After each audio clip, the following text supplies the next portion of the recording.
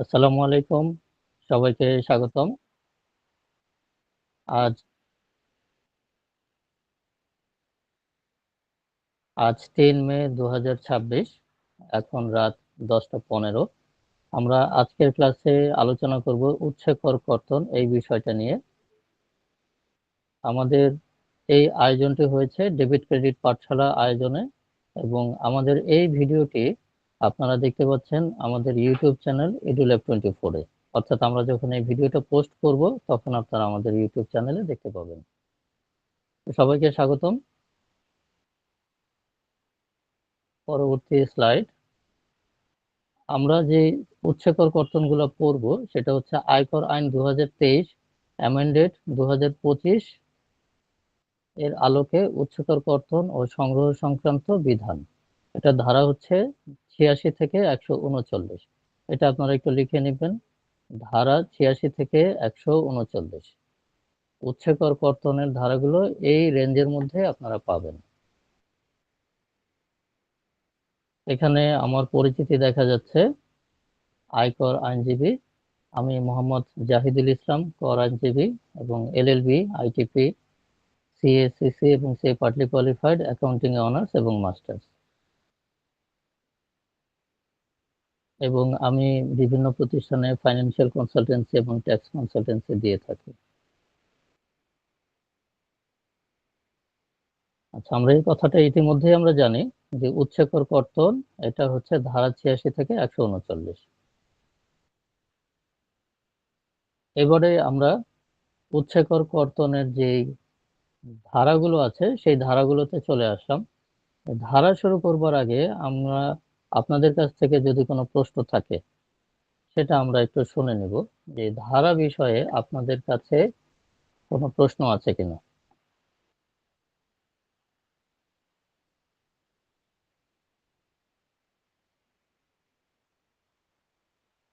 এই ধারার বিষয়ে আপনাদের কোনো প্রশ্ন আছে কিনা।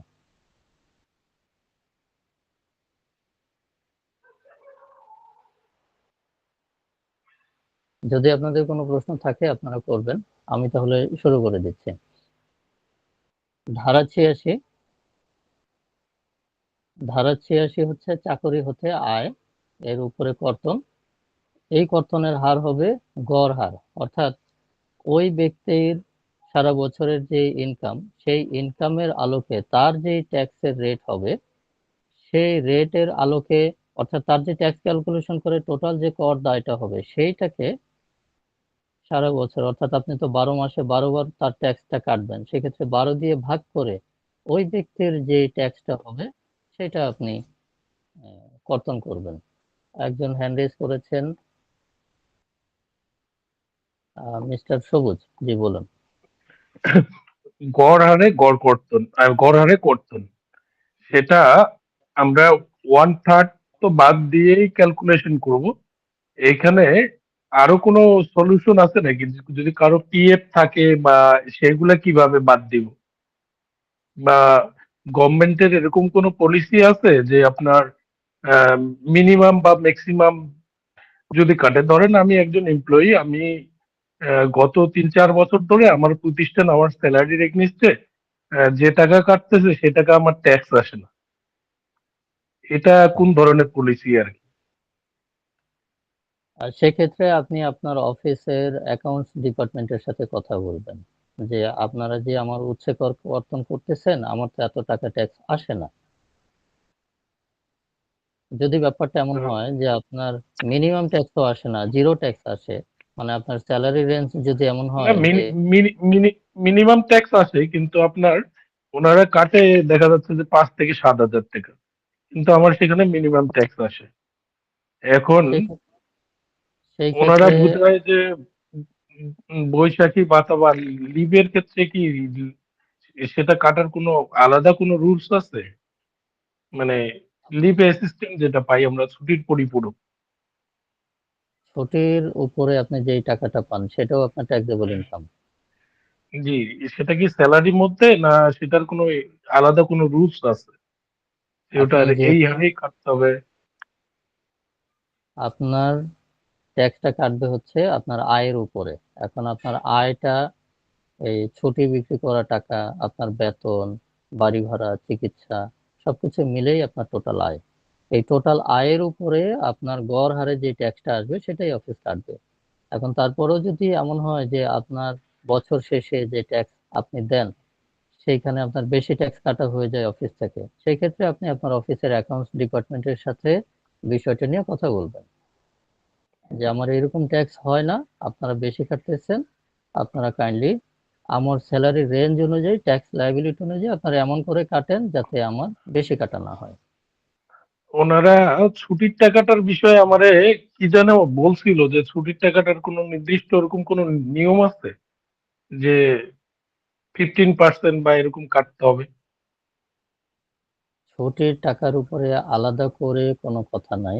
আপনার চাকরির থেকে আপনাকে যে উচ্চ কর কাটবে সেটা হচ্ছে আপনি এই যে এখন স্ক্রিনে যেটা দেখতে পাচ্ছেন ধারা 86, জি, জি। এটাই হচ্ছে আপনার উচ্চকর কর্তন এর হারের ধারা।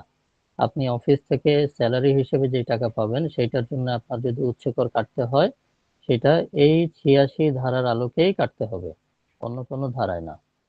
তো সেই ক্ষেত্রে এটা হচ্ছে গড় হার। তো আর আপনি যে সমস্যার কথা বলেছেন সেটা তো আসলে অনেক বিষয় বিবেচনা করে তারপরে উত্তর দিতে হবে যে কেন বেশি কাটতেছে, কোথায় কত টাকা। তো আপনি আপাতত এটুকু বুঝে নেন যে আপনার সারা বছরে যে ট্যাক্সটা আসে সেই ট্যাক্সের আলোকে আপনি অফিস থেকে যেই বেতনটা পান সেই বেতনের আনুপাতিক হারে যেই টাকাটা হয় ট্যাক্স, সেইটাকে গড় হারে প্রতি মাসে কর্তন করবে। এটা হচ্ছে নিয়ম। এটাতে আরেকটা জিনিস এখানে প্রশ্ন করে রাখি, এখানে কম বা বেশি কাটলে গভর্নমেন্টের কোনো আম, আমি ধরেন যে একজনের ট্যাক্স আসে 10,000 টাকা, আমি সেখানে তার বৎসরে কাটে রাখলাম 8,000 টাকা। তো 10,000 টাকা তার ট্যাক্স আসতেছে স্যালারি থেকে, আমি যে কম কাটছি এটা নিয়ে কোনো গভর্নমেন্টের কোনো বিধিনিষেধ আছে কিনা এনবিআর এর? আপনি যখন রিটার্ন সাবমিট করবেন তখন বাকিটা দিয়ে দিবেন। রিটার্ন তো সাবমিট করবে, মনে করেন যে এমপ্লয়ি, সে তো দিবে, কিন্তু আমি যে ডিডাক্টিং অথরিটি কোম্পানি বা কোম্পানির অ্যাকাউন্টস ডিপার্টমেন্ট, সেটার কোনো জবাবদিহিতা আছে কিনা? আপনি আপনার যে এমপ্লয়ি, মানে আপনি কিছুক্ষণ আগে ছিলেন এমপ্লয়ি, এখন আবার অ্যাকাউন্টেন্ট হুম। হয়ে গেলেন, যে কোনো একটা রোল প্লে করে। না, প্রশ্ন তো থাকতেই পারে। আচ্ছা, আমরা এই বিষয় হচ্ছে এই আপনি যে কথাটা বলেছেন এটা হচ্ছে প্র্যাকটিক্যাল কোশ্চেন। প্র্যাকটিক্যাল কোশ্চেন এক হ্যাঁ, লাইনে বলা সম্ভব না, অনেক কিছু বিবেচনা করে সামনে নিয়ে এসে তারপরে সেটা আলোচনা করতে হবে। আমি যদি এখন আপনাকে এক লাইনে বলে দেই, আপনার প্রশ্নটা কি ছিল যে আপনি কত কাটবেন, কত জি, জি। কাটবেন মানে সেটা কম হচ্ছে কাটলে বা আপনার। বেশি আমি যদি কম কাটি, ধরেন ওনার স্যালারি হলো মানে ট্যাক্স হলো 10,000 টাকা, আমি কোম্পানির অথরিটি, আমি ইচ্ছাকৃতভাবে মানে কম কাটলাম, ধরেন 8,000 টাকা। সেই ক্ষেত্রে কোম্পানিকে কি এনবিআর জবাবদিহি করতে পারে যে তার ট্যাক্স কম কাটা হইলো বা এরকম স্যালারি থেকে? আপনার অফিস তো আপনার সমস্ত ইনকামের খবর জানে না। আপনি তো না, শুধু তাও স্যালারি ইনকাম করেন, তা তো আর এর বাইরে আপনার আর কোনো ইনকাম আছে কিনা সেটা তো আর অফিস জানে না, জানার কোনো সুযোগও নাই। আপনি জি। যদি তাকে সেই তথ্য দেন তখন সে সেটা জানবে। তো সেক্ষেত্রে কম বেশি হতেই পারে, এবং সেটা যদি কম বেশি হয় সেক্ষেত্রে কম হলে আপনি বাকিটা রিটার্ন সাবমিশনের সময় দিবেন, বেশি হলে আপনি সেটা ক্লেম করবেন যে আমার বেশি দেওয়া হয়ে গেছে, আমাকে প্রত্যয়ন মানে প্রত্যর্পণ করেন, মানে ফেরত দেন। জি, থ্যাংক ঠিক ইউ। আছে, আমরা আমরা তাহলে পরবর্তী ধারাগুলোয় যাই।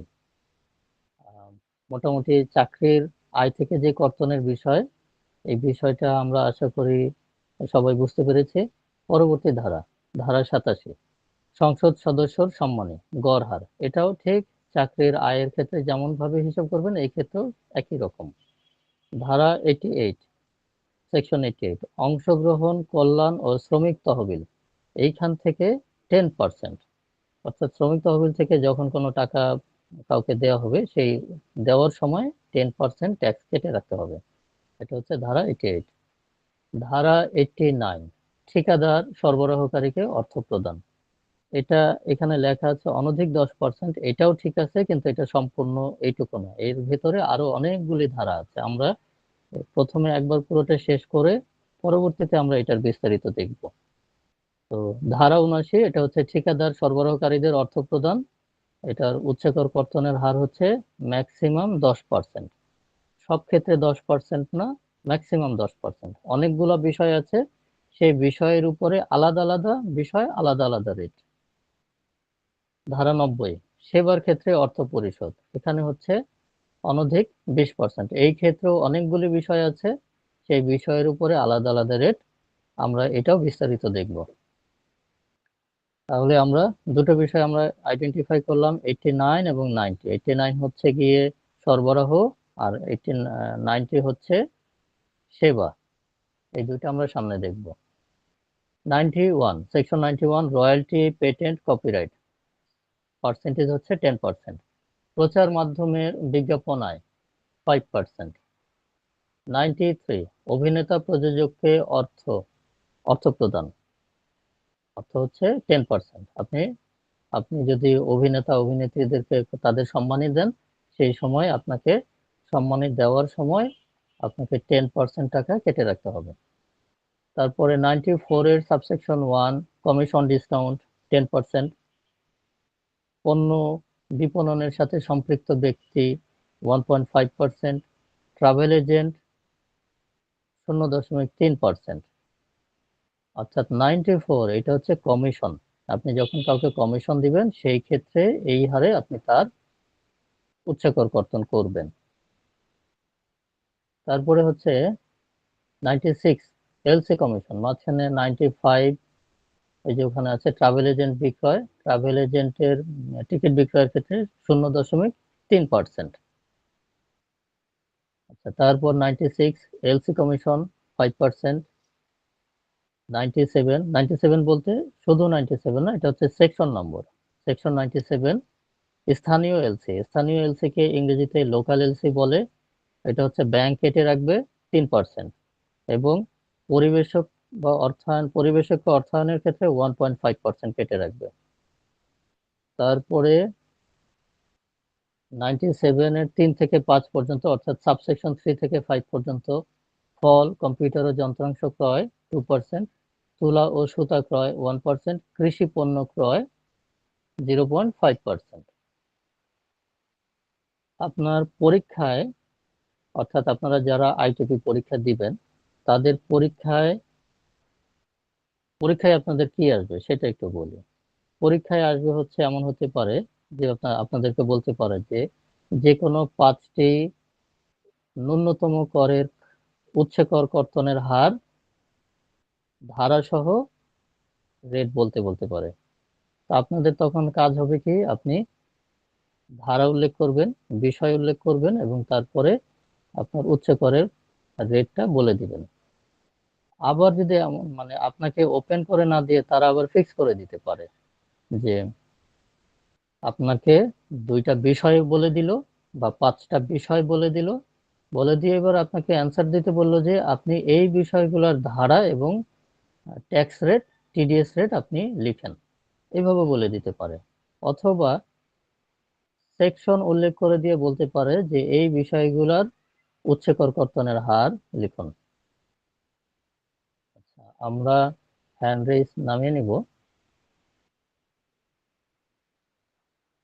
আমরা পড়লাম কোন পর্যন্ত? 97, কৃষি পণ্য ক্রয় 0.5%। অর্থাৎ আপনি যখন কৃষি পণ্য ক্রয় করবেন, তখন আপনার উচ্চকর কর্তনের হার হবে 0.5%। 98, সেলুলার অপারেটর, অর্থাৎ হচ্ছে মোবাইল ফোন অপারেটর, লাইসেন্স ফি 20%। 99, জীবন বীমার অতিরিক্ত অর্থ 5%। সেকশন 100 বা 100, বীমা কমিশন বা পুরস্কার 5%। সেকশন 101, জরিপকারীদের ফি 15%। সেকশন 102, স্থায়ী অথবা সঞ্চয়ী আমানতের সুদ, এর উপরে ট্রাস্ট বা কোম্পানি হলে 20%, এবং অন্যান্য ক্ষেত্রে 10%। এইটা আপনারা একটু লিখে রাখেন। এটা কিন্তু বেশ বহুল ব্যবহৃত, এবং পরীক্ষায় এখান থেকে প্রশ্ন চলে আসতে পারে। যারা পরীক্ষা দিবেন তারা এই বিষয়টা, এই সেকশনটা লিখে রাখেন, সেকশন 102। আর আজকে আমরা সেশন নেওয়ার পরে আপনাদের একটা মক টেস্ট নিব, সেখানেও আপনারা একটু আন্দাজ পাবেন যে পরীক্ষায় আসলে কিভাবে প্রশ্নগুলি আসতে পারে। তারপরে 104, মাঝখানে 103 আপনাদেরকে আলাদা করে বলে দিব। সেকশন 104, ঋণের বিপরীতে সুদ ব্যাংক ছাড়া 10%। 105, সঞ্চয়পত্রের মুনাফা 10%। এটাও ইম্পর্টেন্ট, খুব কমন বিষয়, সঞ্চয়পত্রের মুনাফা, সেকশন 105, 10%। সেকশন 106, সরকারি সিকিউরিটিজের সুদ কোম্পানি হলে 15%, অন্যান্য ক্ষেত্রে 10%। আবার বলি, কোম্পানি হলে 15%, অন্যান্য ক্ষেত্রে 10%।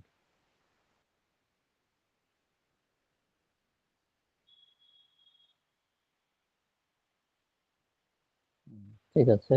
তারপরে সেকশন 108, আন্তর্জাতিক গেটওয়ে এবং আইজিডব্লিউ, এই ক্ষেত্রে 1.5% এবং 7.5%, অর্থাৎ 1.5% থেকে 7.5% পর্যন্ত। এটা কখন কাটা হবে? ব্যাংকে জমা বা পরিশোধের সময়। সেকশন 109, ভাড়া বা গৃহ, হোটেল বা যন্ত্রপাতি ভাড়া বলতে কিন্তু যে কোনো কিছুই ভাড়া দেওয়া বোঝাবে। আপনি বাসা ভাড়া, হোটেল ভাড়া, যন্ত্রপাতি ভাড়া, যে কোনো কিছু ভাড়াই আপনি যদি দেন, সেটাই আপনার ভাড়া হিসেবে বিবেচিত হবে। আচ্ছা, আমরা এখানে আহ, এই বিষয়টাও আপনাদেরকে একটু দেখিয়ে রাখি। অর্থাৎ আপনারা এটা যখন পড়বেন, দুইটা বিষয় একসাথে পড়বেন। এই যেমন সেকশন নম্বর, ধারা কত, বিষয় কত, এবং এটা ন্যূনতম কর দায় কিনা।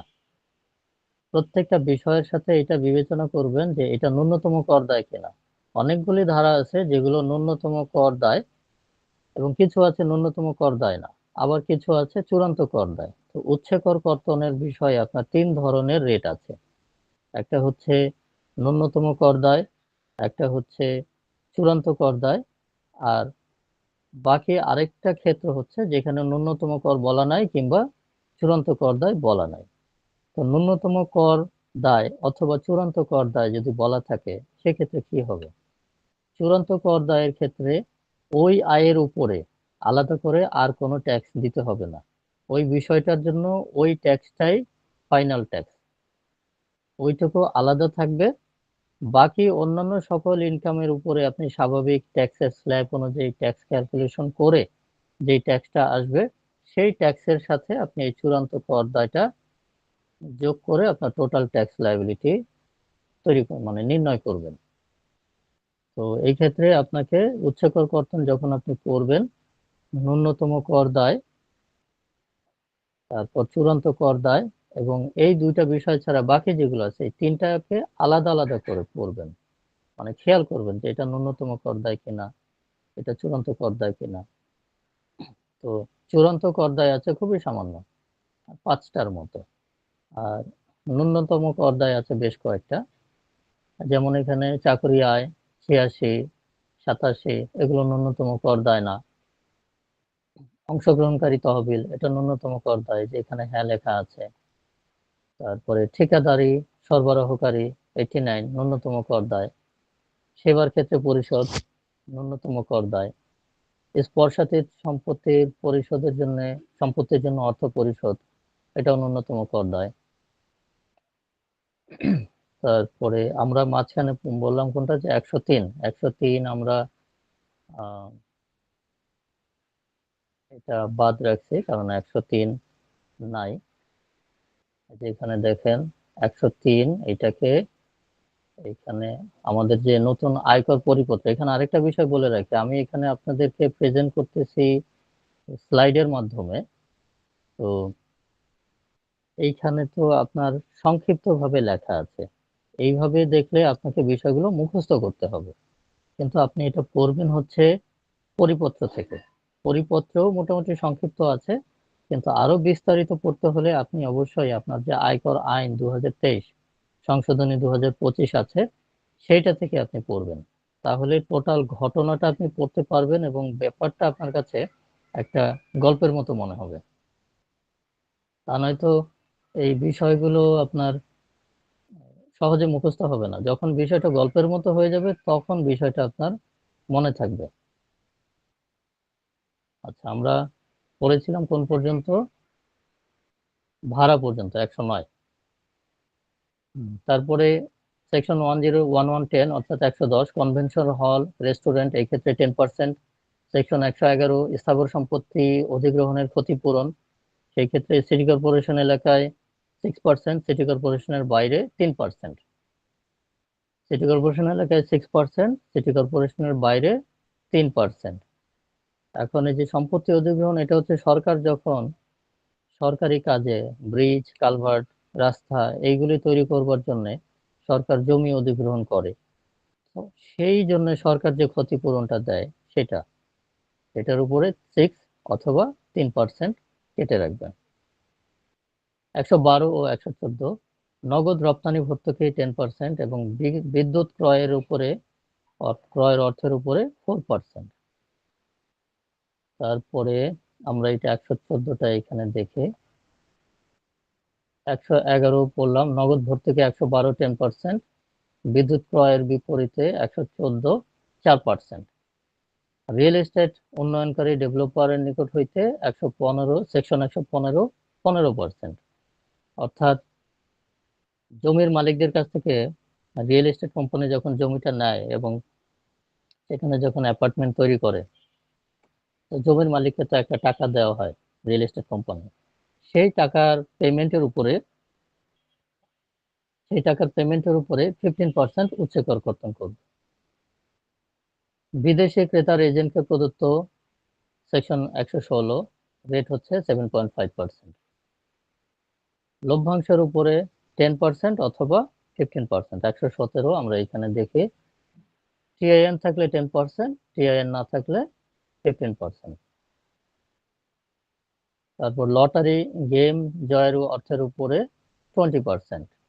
অর্থাৎ আপনি যে কোনো লটারি জেতেন না কেন, সেই লটারির উপরে উচ্চ কর কর্তন করবে 20%। 119 অনিবাসীকে অর্থ পরিশোধ অনধিক 30%। এখন অনিবাসীকে অর্থ পরিশোধ, এইটা আপনারা কেউ বুঝেন কিনা? এই অনিবাসী কাদেরকে বোঝাবে? কেউ বলতে পারবেন এই বিষয়টা কাদেরকে বোঝাবে অনিবাসী? নন রেসিডেন্ট যারা, অর্থাৎ আহ, আমাদের যে আইনে আছে যে কেউ বাংলাদেশে একটানা 100 কতদিন এরকম একটা 83 দিন। 183 দিন অথবা 4 বছরে কন্টিনিউ 90 দিন বা এরকম একটা কন্ডিশন আছে। বর্তমান বছরে 90 দিন, সাথে বিগত 4 বছরে 365 দিন। যখন হচ্ছে 183 দিনের শর্তটা পূরণ করবে না, তো যখন হচ্ছে এই শর্ত পূরণ করবে না তখন সে অনিবাসী।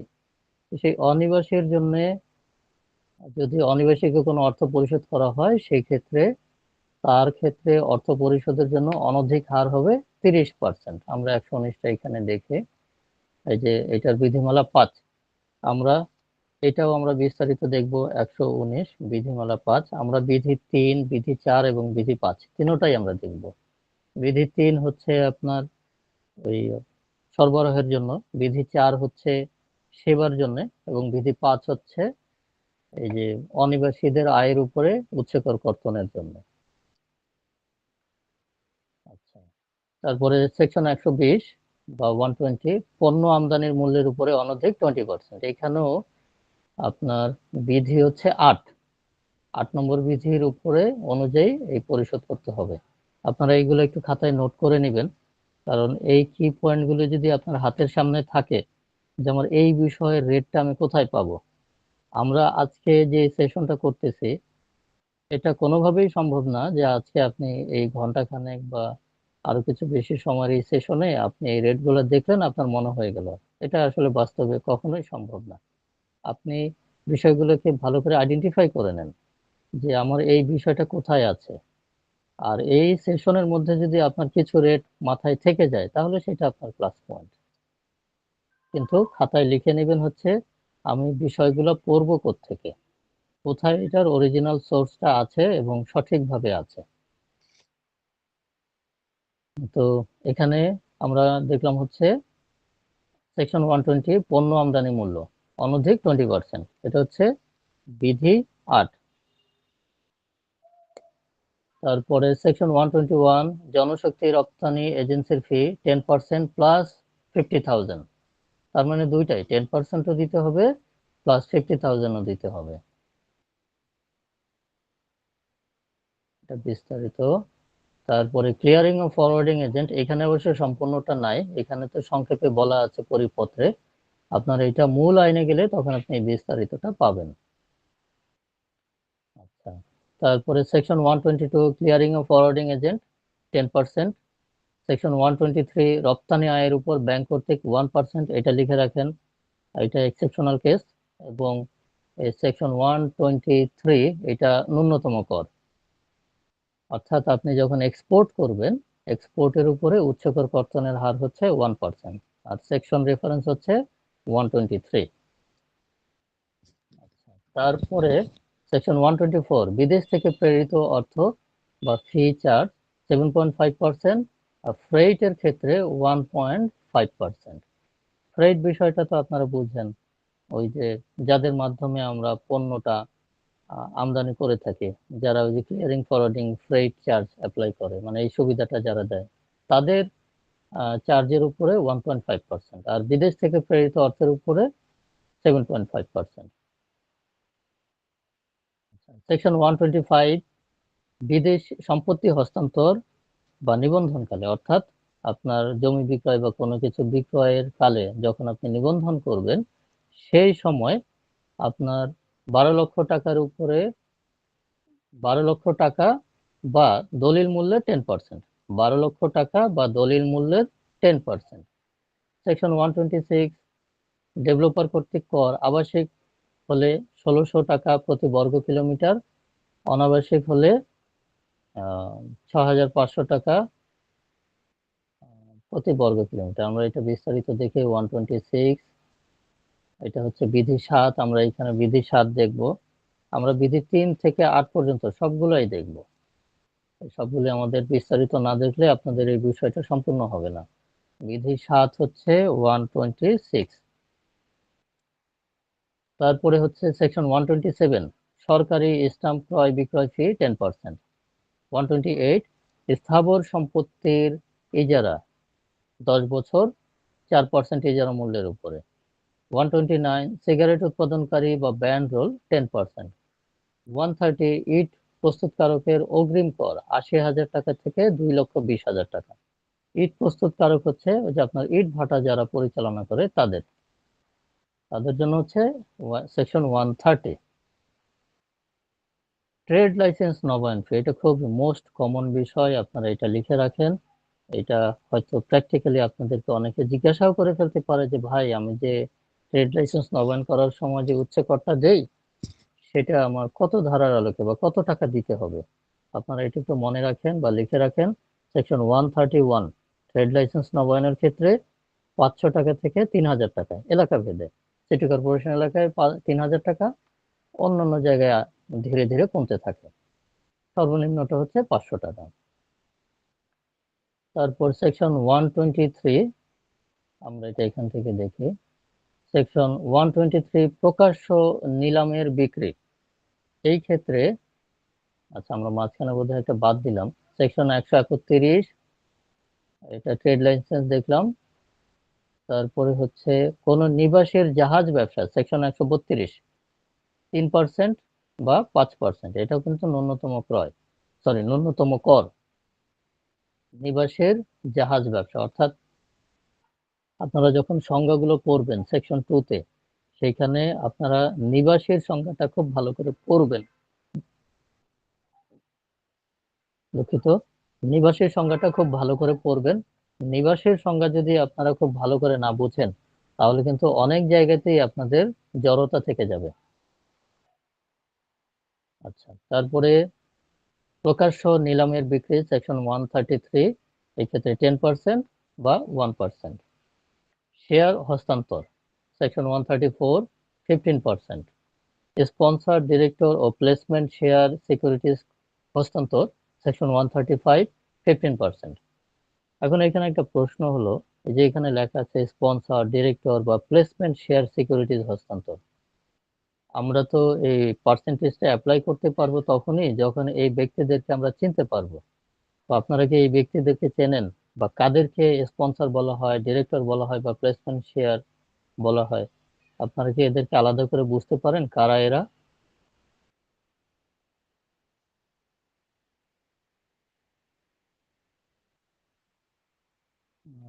না বুঝতে পারলে আমি বলে দিব, কিন্তু আপনারা একটু রেসপন্স করবেন।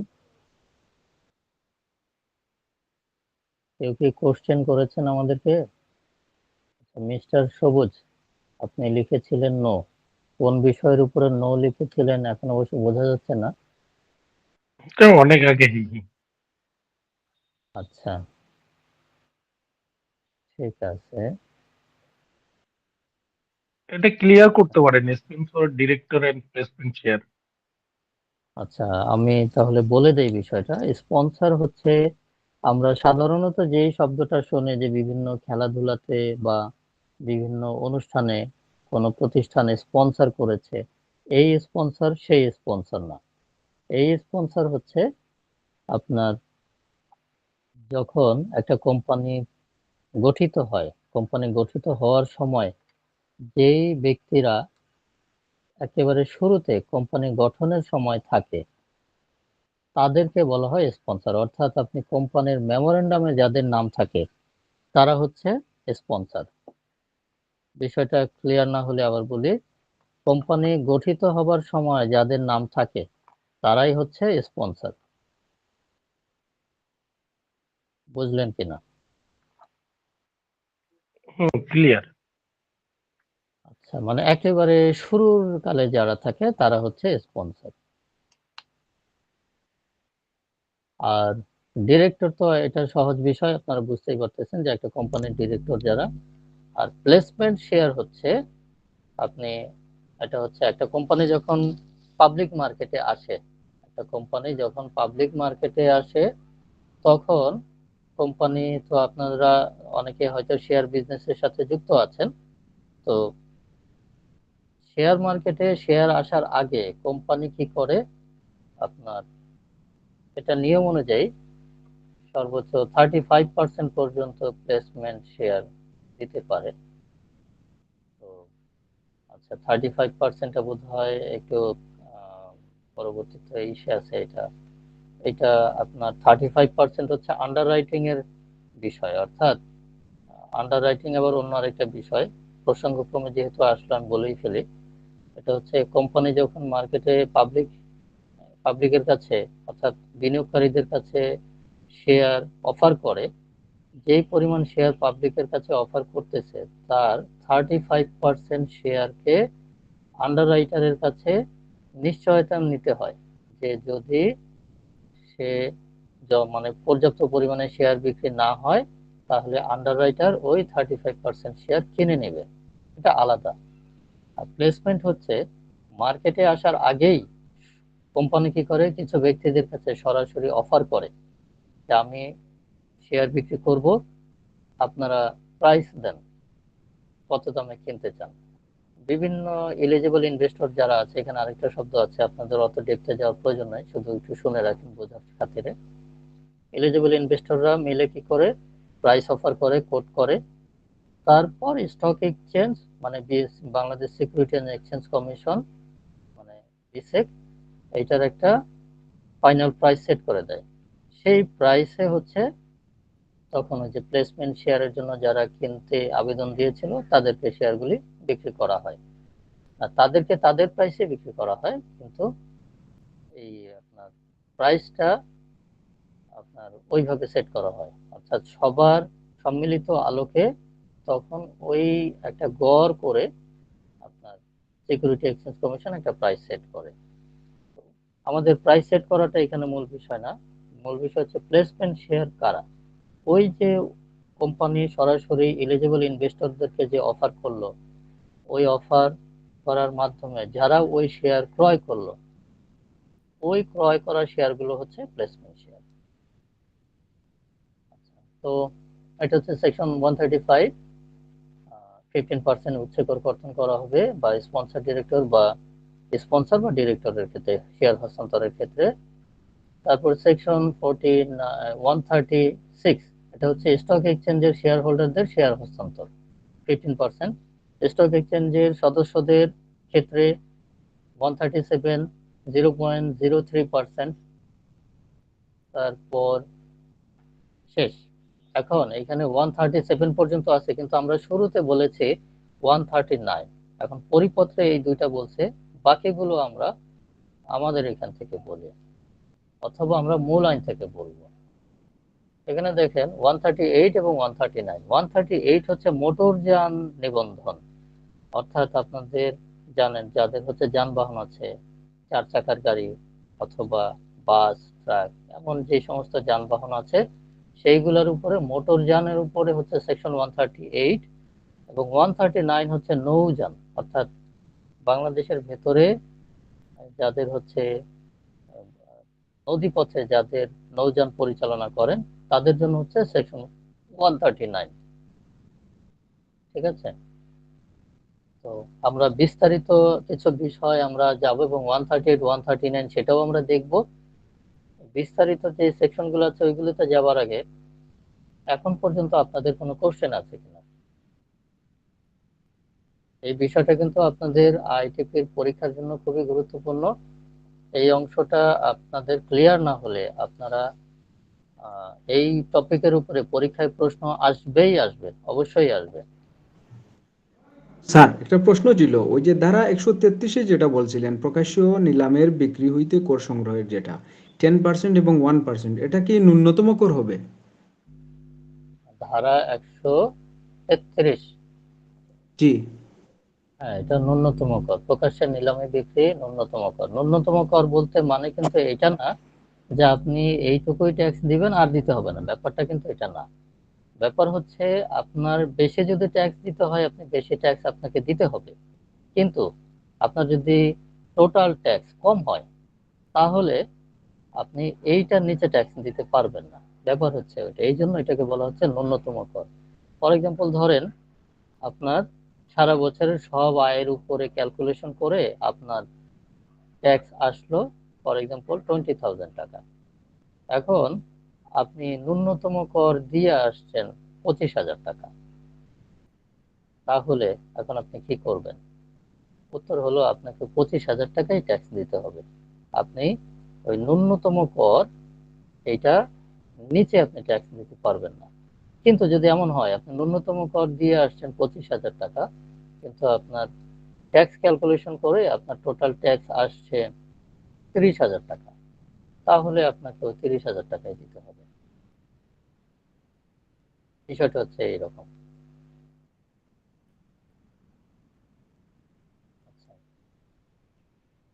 আর কোনো প্রশ্ন কি আছে আপনাদের?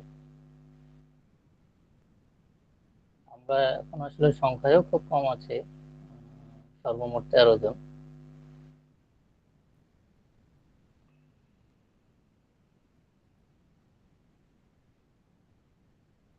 আচ্ছা, আমরা এটা ডিটেলস আইনে, মূল আইনে গিয়ে দেখতে হবে। মূল আইনে আপনাদেরকে না দেখালে এটা আপনাদের ক্লিয়ার হবে না। আমি আপনাদেরকে একটু স্লাইড পরিবর্তন করে, তার আগে আমরা হচ্ছে যে বিষয়গুলো আমরা বিধি দেখব বলেছিলাম, আমরা একটু বিধিতে চলে যাই। বিধি 3, 4, বিধি 3 থেকে শুরু করতে হবে।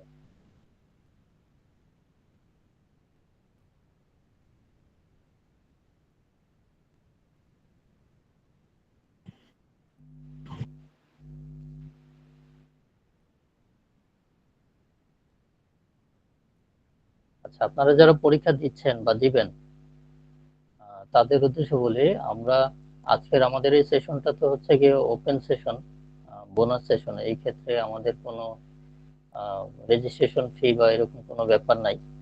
আজকে আপনাদের এই সেশনের কোনো রেজিস্ট্রেশন ফি ছিল না, কিন্তু আমাদের আগামীকালকে থেকে এই টোটাল সিলেবাসের উপরে একটা সংক্ষিপ্ত 2 দিন ব্যাপী একটা কোর্স আছে, যেটা হচ্ছে রেজিস্ট্রেশন ফি মাত্র 300 টাকা। ওইখানে হচ্ছে আপনারা যেটা জানতে পারবেন টোটাল সিলেবাসটাকে আপনি সহজে কিভাবে ক্যাপচার করবেন, এবং ওই গাইডলাইন নিয়ে আপনি যদি চান আপনি নিজে নিজে বাসায় পড়েই আপনি সিলেবাস কমপ্লিট করবেন, সেটা সম্ভব। এবং অনেকে আছে যে মোটামুটি আয়কর আইনটা সম্পর্কে কিছুটা ধারণা আছে, হিসাব বিজ্ঞান সম্পর্কেও কিছুটা ধারণা আছে, নিজে নিজে পড়াশোনা করলে হবে। সেই ক্ষেত্রে তার একটু ওই ছোট গাইডলাইনটা পেলেই যে কোনগুলো বাদ দিতে হবে কোনগুলো পড়তে হবে এইটুকু জানলেই তার কনফিডেন্স বেড়ে যাচ্ছে। মূলত আমাদের ওই সেশনটা হচ্ছে আপনাদের ভীতি দূর করার কোর্স। এই বিশাল সিলেবাস এটা সংক্ষেপে কিভাবে যেগুলো দরকার নাই সেগুলো বাদ দিয়ে যেগুলো বেশি জরুরি সেগুলো পড়ে এই সংক্ষিপ্ত সময়ে যেন সিলেবাসটা কভার করা যায়, সেই গাইডলাইন নিয়ে আমাদের ওই কোর্সটা।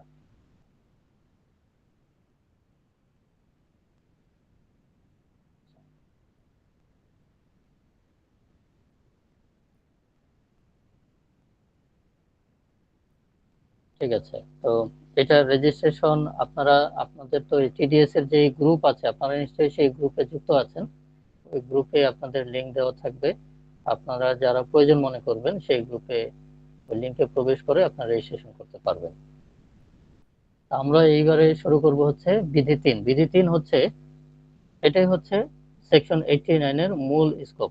আপনি শুধু সেকশন 89 আপনি যদি পরিপত্র থেকে ওইটুকু পড়েন, ওই লাইনটা, এটাও কিন্তু পরিপত্র থেকেই আপনাদেরকে বলছি, আপনারা এটাও পরিপত্রে পাবেন, কিন্তু এটা কোনখানে কোনটার সাথে কানেক্ট করবেন সেটা হচ্ছে সেকশন 89 এর সাথে বিধি 3 কানেক্ট করবেন।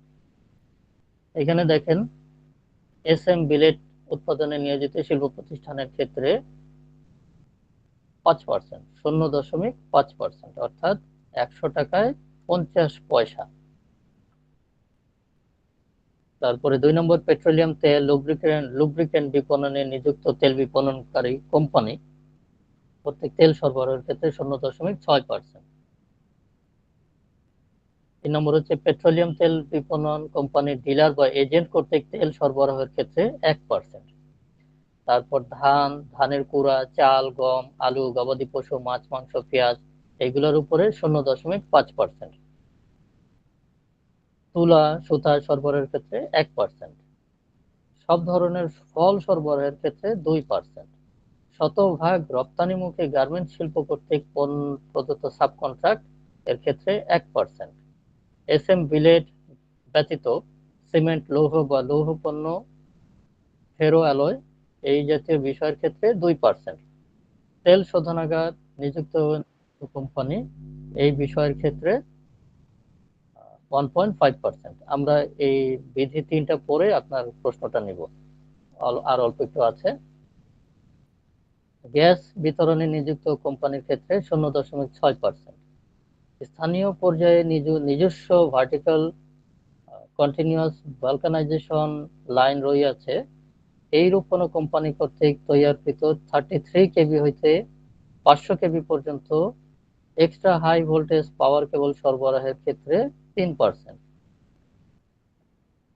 তারপর সরকার বা সরকারের কোনো কর্তৃপক্ষ, কর্পোরেশন বা সরকারের কোনো সংস্থা এবং এর সকল সংযুক্ত বা অধীনস্থ অফিস ব্যতীত অন্য ব্যক্তিকে বই সরবরাহের ক্ষেত্রে, অন্য কোনো ব্যক্তিকে বই সরবরাহের ক্ষেত্রে 3%। আপনারা কিন্তু এই ধারাগুলো পড়বার সময় খুব সতর্ক থাকবেন। আপনি যদি প্রথম অংশটা দেখে রেটটা পড়ে ফেলেন তাহলে কিন্তু ভুল হয়ে গেল। এই প্রথম অংশ কিন্তু বলছে যে এরা বাদে, তার মানে এদের জন্য 3% না, এরা বাদে অন্য ব্যক্তিদের জন্য হচ্ছে 3%। রিসাইকেল সীসা সরবরাহের ক্ষেত্রে 3%। শিল্প উৎপাদনে ব্যবহৃত কাঁচামাল সরবরাহের ক্ষেত্রে 3%। রিসাইক্লিং শিল্প ব্যবহৃত কাঁচামাল সরবরাহের ক্ষেত্রে 1.5%। ম্যানুফ্যাকচারিং প্রসেস বা কনভার্সন, পূর্তকাজ, নির্মাণ, প্রকৌশল বা সমজাতীয় অন্য কোনো কাজের ক্ষেত্রে 5%। সিগারেট, বিড়ি, জর্দা, গুল শিল্প, তামাকজাত কাঁচামাল সরবরাহের ক্ষেত্রে 10%। সারণী ক্রমিক নম্বর 1 থেকে 18 পর্যন্ত বর্ণিত হয় নাই এমন সকল পণ্য সরবরাহের ক্ষেত্রে 5%। এবং ধারা 79-তে উল্লেখিত অন্য সকল ক্ষেত্রে আপনার 5%। অর্থাৎ 1 থেকে 18 পর্যন্ত যে বিষয়গুলো আছে এই বিষয়ের মধ্যে নাই এমন কোনো বিষয় যদি হয় সেই ক্ষেত্রে 5%। তাহলে আমরা সেকশন 89-এ আমরা দেখেছিলাম কি ম্যাক্সিমাম হচ্ছে 10%। কিন্তু আমরা যখন এইটার বিস্তারিত পড়লাম, এই ক্ষেত্রে আমরা কি কোনোটা 10% পেয়েছি? পাই নাই কিন্তু। সর্বোচ্চ পেলাম হচ্ছে 5%, এর বেশি কিন্তু আমরা পাই নাই। একটা আছে 10%, ওই যে সিগারেট, বিড়ি, জর্দা, গুল। এছাড়া বাকি সবগুলো হচ্ছে 5%। জি, আমরা আপনার আহ আনিসুর রহমান।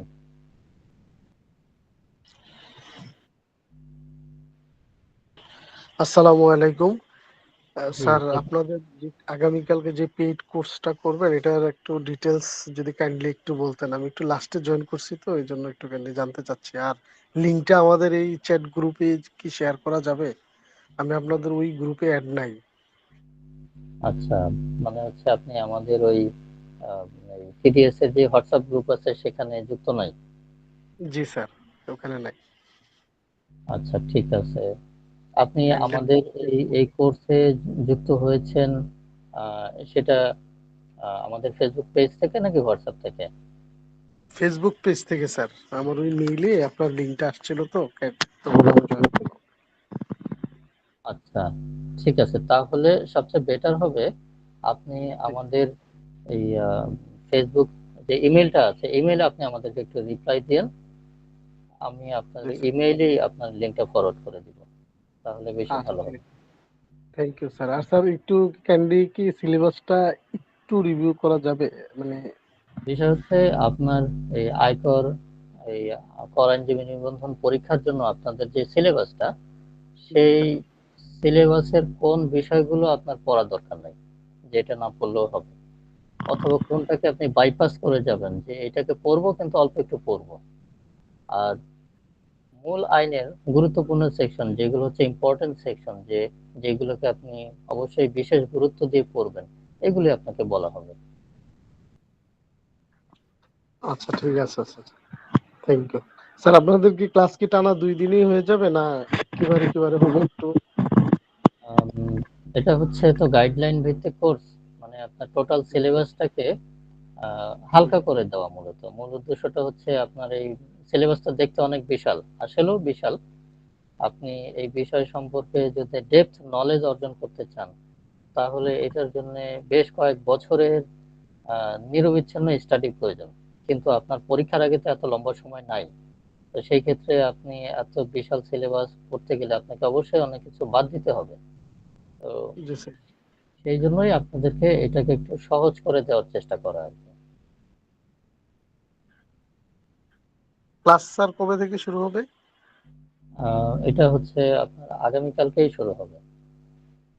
আচ্ছা, ঠিক আছে স্যার। Thank you sir. জি, আমি আপনাকে এটা হচ্ছে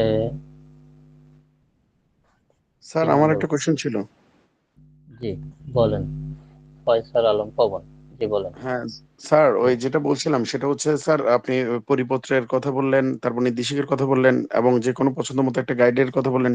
স্যার আমি সবগুলাই সংরক্ষণ করেছি। কিন্তু স্যার আপনি যে এই যে যেখান থেকে আপনি ধারাগুলো একদম সুন্দর করে সাজাইয়ে যেভাবে একদম স্পেসিফিক ভাবে বলে যে বিষয়টাকে হয়তো খুব ইজি করে দিয়েছেন। কিন্তু এই বিষয়টা এভাবে কি কোনো বই বা কোনো কিছুতে কি এটা কি স্যার আপনার নিজের করা নাকি আ বা যদি কোনো বইয়ের মাধ্যমে যদি আমরা পেতাম তাহলে এটা একটু আমাদের জন্য একটু সুবিধা হতো। মানে বিআরএড বইয়ের মতো এরকম ধারা সম্মিলিত এভাবে সিকোয়েন্সিয়ালি যেটা সাজানো আচ্ছা, আছে আরকি। আপনারা স্ক্রিনে যেটা দেখতে পাচ্ছেন, এটা হচ্ছে আমার নিজের তৈরি করা। এটা কোনো বই না। আর এছাড়া আপনারা পরিপত্রে আপনারা এরকম গোছানো পাবেন। আপনারা পরিপত্র থেকেও বাংলাদেশ সরকার বা রাজস্ব বোর্ড যে পরিপত্র পাবলিশ করেছে সেখানেও আপনারা এটা পাবেন।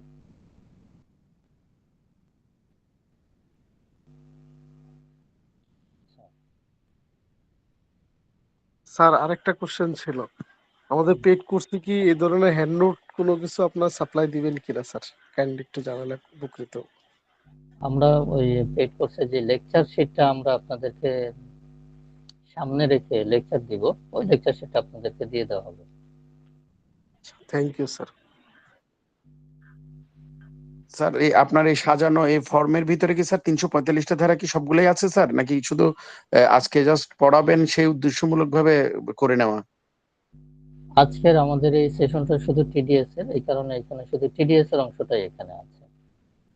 আচ্ছা স্যার, পরিপূর্ণ এই মানে 1 থেকে 345 যদি পেতে চাই সেটা কি পরিপত্রে পাবো স্যার? পরিপত্রে তো আপনার 345টা সেকশন দেওয়া সম্ভব না, তাহলে তো মূল আইন হয়ে গেল। আচ্ছা, আপনাদের এই এই আমরা যে মিটিং আছে, Zoom meeting, sorry Google Meet meeting, এইখানের ইনবক্সে, মেসেজ বক্সে আপনাদেরকে লিঙ্কটা দিয়েছি, আমাদের ওই কোর্সের লিঙ্ক। আপনি দেখেন পেলেন কিনা। আনিসুর রহমান।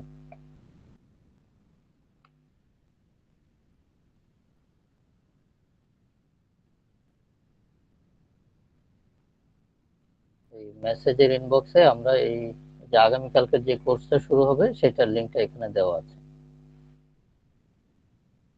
আচ্ছা, আমরা আহ, আমরা আপনার রেসপন্স আপনি পরে আবার আমাদের জানাবেন। আমরা জি এই স্যার, ক্ষেত্রে, পাইছি স্যার। আমি ওটাতে ইয়া করে দিচ্ছি আর কি, ফিল আপ করে দিয়ে দিচ্ছি স্যার। জি জি, ধন্যবাদ।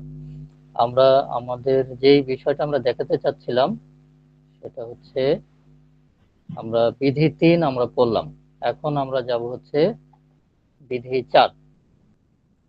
বিধি 4 হচ্ছে সেবা সম্পর্কিত ধারা, মানে উচ্চকর কর্তনের সেবা সম্পর্কিত বিষয়গুলো। এটা হচ্ছে উপদেষ্টা বা পরামর্শকের ক্ষেত্রে 15% যদি স্বাভাবিক ব্যক্তি হয়, আর স্বাভাবিক ব্যক্তি ব্যতীত অন্যান্য ব্যক্তির ক্ষেত্রে 7.5%।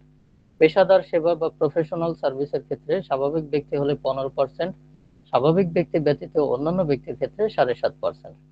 কারিগরি সেবার ফি সেক্ষেত্রে এখানে 10%। অন্যান্য ব্যক্তি, স্বাভাবিক ব্যক্তি ব্যতীত অন্যান্য ব্যক্তি বলতে কি বোঝাচ্ছে? স্বাভাবিক ব্যক্তি বলতে আপনি, আমি, আমরা, মানে আমাদের মতো যারা রক্ত মাংসের মানুষ, হ্যাঁ, প্রাকৃতিক পার্সন, ইন্ডিভিজুয়াল তো ন্যাচারাল বুঝলাম, পার্সন। এক্সেপশনটা। হ্যাঁ, আর এক্সেপশনটা হচ্ছে কৃত্রিম ব্যক্তি যাদেরকে বোঝায়, ধরেন কোনো প্রতিষ্ঠান, ব্যক্তি মানে কৃত্রিম সত্তা, ন্যাচারাল প্রাকৃতিক সত্তা না, যেমন কোনো সংগঠন, সংস্থা, কোনো কোম্পানি বা কোনো পার্টনারশিপ মানে ফার্ম। আপনি আপনি কনসালটেন্সি সার্ভিস দিয়ে থাকেন, আপনার প্রতিষ্ঠানের নামে বিল হলে সেটা 7.5%, আর আপনি ব্যক্তি হিসাবে বিল হলে সেটা 15%, এরকম কি? যে ব্যাপারটা সেটাই। আচ্ছা, আপনি ধন্যবাদ। কৃত্রিম ব্যক্তি হলে তখন সেটা তো আপনি ধরেন প্রতিষ্ঠান, সে তো আর স্বাভাবিক ব্যক্তি না, কৃত্রিম ব্যক্তি। আচ্ছা, তারপরে আমরা ছিলাম ক্যাটারিং, ক্লিনিং, তারপরে সংগ্রহ বা পুনরুদ্ধার এজেন্সি, ব্যক্তিগত নিরাপত্তা, জনবল সরবরাহ, ক্রিয়েটিভ মিডিয়া, জনসংযোগ, ইভেন্ট পরিচালনা, প্রশিক্ষণ, কর্মশালা ইত্যাদি পরিচালনা, কুরিয়ার সার্ভিস, প্যাকিং এবং শিফটিং, একই প্রকৃতির অন্যান্য সেবা।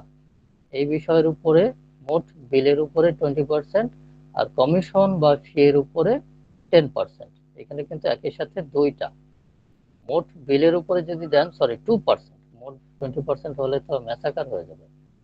মোট বিলের উপরে 2%, আর কমিশনের উপরে যদি দেন সেক্ষেত্রে 10%। তারপর প্রিন্ট এবং ইলেকট্রনিক মিডিয়া এজেন্সি সেবা, কমিশন বা ফি এর উপরে 10%, এবং মোট বিলের উপরে 0.65%।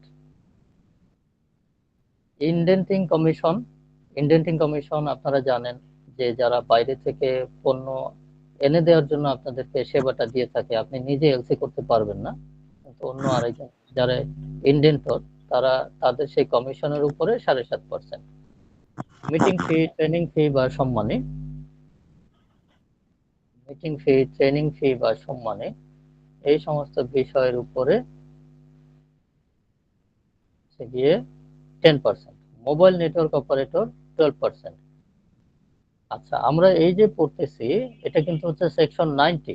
সেকশন 90 সেবার উপরে টিডিএস এর করতেন, এবং এইটা আমরা সোর্স হচ্ছে বিধি 4, আপনারা লিখে নেবেন বিধি 4 সেকশন 90। তারপরে mobile network operator 12%, credit rating agency 10%, motor garage বা ওয়ার্কশপ 8%, ব্যক্তিগত কন্টেইনার পোর্ট বা dockyard 8%, shipping agency commission 8%, stevedoring বা বার্থ অপারেটর বা টার্মিনাল অপারেটর, এগুলোর উপরে কমিশনের উপরে 10%, মোট বিলের উপরে 5%। পরিবহন সেবা, গাড়ি ভাড়া, ক্যাটারিং সেবা এগুলোর উপরে 5%। রাইড শেয়ারিং সেবা, ওয়ার্কিং স্পেস সরবরাহ সেবা, আবাসন সরবরাহ সেবা সহ যে কোনো প্রকার শেয়ারিং ইকোনমিক প্ল্যাটফর্ম, সেক্ষেত্রে 5%। অর্থাৎ এই সেকশন দ্বারা আপনারা বুঝতে পারছেন যে যারা মোটরসাইকেল রাইড শেয়ার করে অথবা প্রাইভেট কার রাইড শেয়ার করে তাদের আয়ের উপরে 5%। তারপরে বিদ্যুৎ সঞ্চালনায় নিমিত্ত হুইলিং চার্জ 3%। ইন্টারনেট সেবার ক্ষেত্রে 5%। মোবাইল ফাইন্যান্সিয়াল সেবা সরবরাহকারী প্রতিষ্ঠানের এজেন্ট, ডিস্ট্রিবিউটর এজেন্সি এগুলোর ক্ষেত্রে 10%। ফ্রেইট ফরওয়ার্ড বাবদ পরিশোধিত কমিশন সহ বা কমিশন ব্যতিরেকে গ্রস বিলের উপর 1.5%।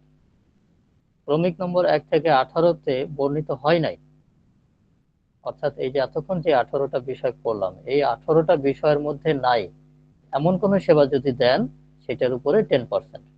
এখন মনে করেন আপনি আহ, এমন একটা সার্ভিস দিলেন যেটা হচ্ছে এগুলোর উপরে না মধ্যে নাই, গতানুগতিক সার্ভিস না, আপনি হয়তো এক্সেপশনাল কোনো সার্ভিস দিলেন, তো সেটা এই 18টার মধ্যে নাই, তখন সেটার উপরে আপনার উৎসেকর কর্তন হবে 10%।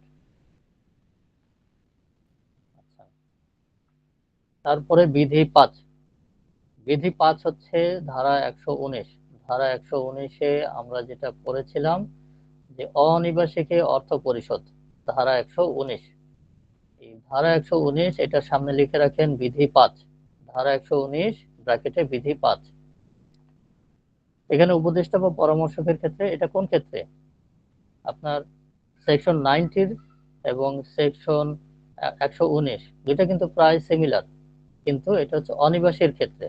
উপদেষ্টা বা পরামর্শকের ক্ষেত্রে স্বাভাবিক ব্যক্তি হলে 20%, স্বাভাবিক ব্যক্তি ব্যতীত 10%। তারপরে প্রি শিপমেন্ট পরিদর্শন, স্বাভাবিক ব্যক্তি 20%।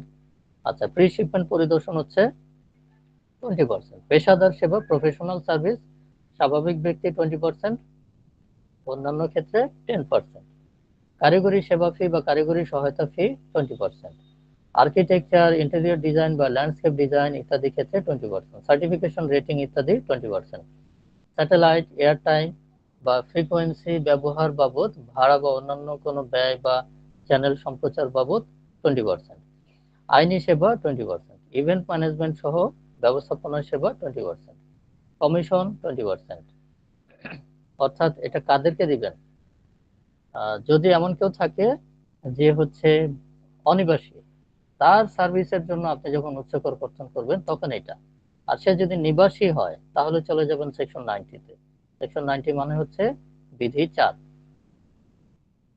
রয়্যালটি, লাইসেন্স ফি বা স্পর্শাতীত সম্পত্তির জন্য পরিশোধিত অর্থ 20%, সুদ 20%, বিজ্ঞাপন সম্প্রচার 20%, বিজ্ঞাপন নির্মাণ ও ডিজিটাল মার্কেটিং 15%। ধারা 259 বা ধারা 260 উল্লেখিত ক্ষেত্রসমূহ ব্যতীত নৌ পরিবহন বা বিমান পরিবহন 7.5%।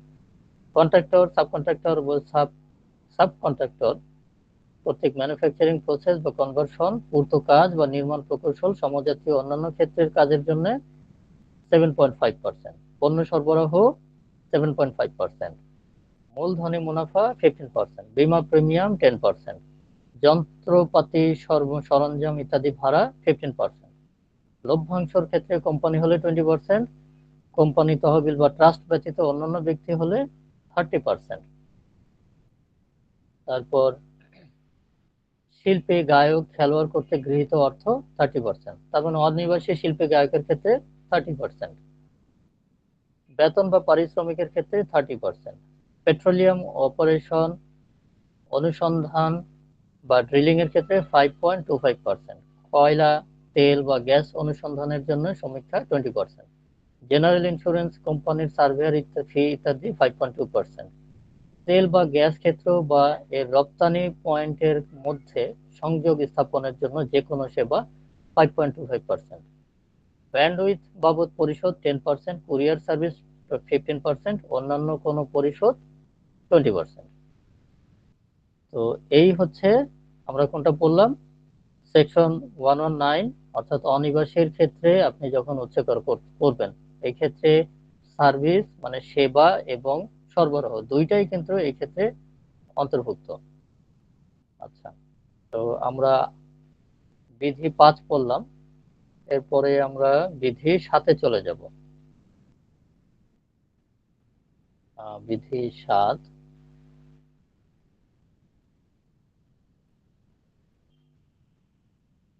বিধি 7 হচ্ছে উপবিধি 4-এ উল্লেখিত 10 লক্ষ টাকার সংখ্যা বা বন্ধনী শব্দগুলি বিলুপ্ত হবে। বিধি 7-এ উপবিধি 4, বিধি 7-এর উপবিধি 4-এ, অর্থাৎ আমাদের এই যে আয়কর বিধিমালা, এখানে বিধি 7 আছে, সেইখানে উপবিধি 4-এ 10 লক্ষ টাকার সংখ্যা বা বন্ধনী বা শব্দগুলি বিলুপ্ত হবে। এইটা আমাদের হচ্ছে 126। আমরা 126টা দেখি। ডেভেলপার কর্তৃক, এটা হচ্ছে ওই যে 10 লক্ষ টাকা যেটা ছিল ডেভেলপার কর্তৃক, সেই ক্ষেত্রে এই বিষয়টা বাদ যাবে।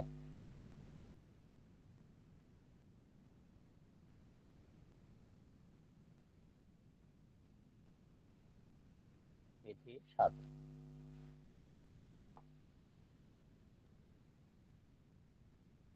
আপনাদেরকে আরেকবার একটু দেখে নিয়ে আসি, মানে এটার সাথে আপনাদের যদি কানেকশন ঠিক মতো আপনারা টের না পান তাহলে সমস্যা হয়ে যাবে।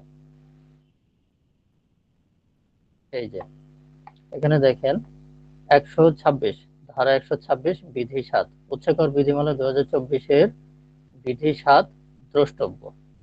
তো আমরা এই ক্ষেত্রে আমরা কিন্তু উচ্চকর বিধিমালায় নাই, আমাদেরকে কি করতে হবে, উচ্চকর বিধিমালা ওপেন করতে হবে। আমরা উচ্চকর বিধিমালাটা আপনাদেরকে অনলাইনে দেখাবো।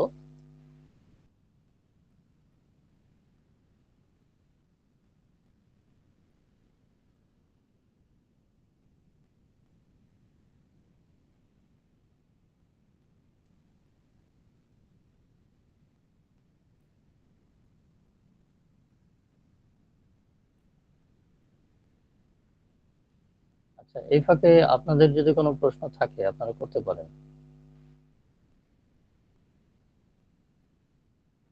আমি আপনাদেরকে মূল আইনটা দেখাবো, মূল আইনে গেলে বিষয়টা আপনাদের আরো ক্লিয়ার হয়ে যাবে। কারণ এটা আমি আপনাদেরকে সবসময় বলি, এর আগের সেশনগুলোতেও আমরা বলেছি যে আপনারা অবশ্যই অবশ্যই মূল আইনটা কিনবেন। আমি আপনাদেরকে এখন মূল আইনে নিয়ে যাই। মূল আইনে গেলে আপনারা বিষয়টা আরো পরিষ্কার হয়ে যাবে।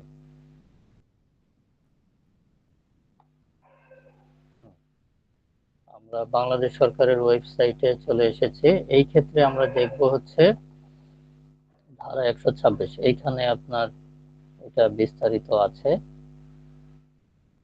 এবং ধারা 138 এবং 39 সেটাও আপনাদেরকে আমি এখান থেকে দেখাবো।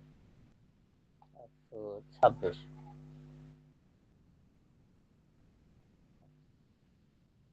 এখানে দেখেন এই যে